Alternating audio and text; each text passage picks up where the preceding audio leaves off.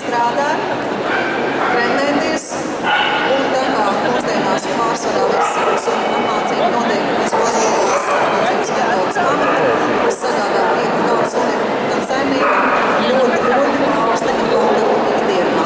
Jebkurš saimnieks, kurš sācis strādāt ar savu suni, jums to pateiks, ka šajā brīdī sadzīves kontakts ir pavisam citā līmenī, suns daudz labāk saprot, kā saimnieks izsakās, savukārt saimnieks iemācās komunicēt ar suni tā, lai sunim būtu skaidrs, ko no viņa grib.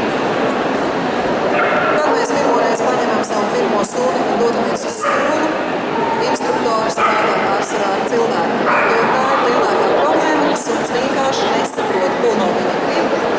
Mēs no viņa kaut ko prasām, viņš to nedara, mēs dusmojamies, mums liekas, ka suns neklausa, patiesībā sunītis vienkārši nezina, ko no viņa prasa, ir jāiemācās komunicēt sunim saprotamā valodā. Šis līmenis ir pirmais starptautiskais līmenis, kurā notiek sacensības drīz visās Eiropas valstīs, pēc vienādiem normatīviem, vienādiem noteikumiem, līdz ar to sportisti var aizbraukt arī uz blakus valsti.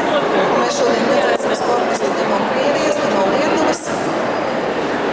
Šis līmenis ir tāds, kurā suņi jau rāda pietiekoši labu paklausības sagatavotību, bet tomēr vēl elementi un dažādi vingrinājumi nav tik sarežģīti kā pavisam vēlējās klasēs, kur vingrinājumi ir gari, grūti, ļoti kaitēli precizitāti.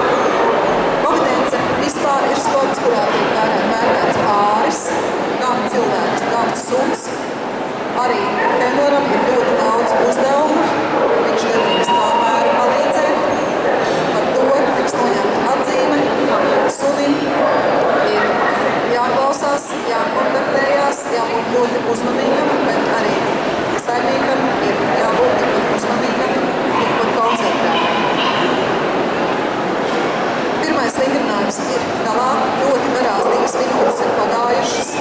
Kā jūs saprotat, suņiem šīs 2 minūtes ir ārkārtīgi garas, un arī tiem kendleriem, kas slēpjas no saviem suņiem,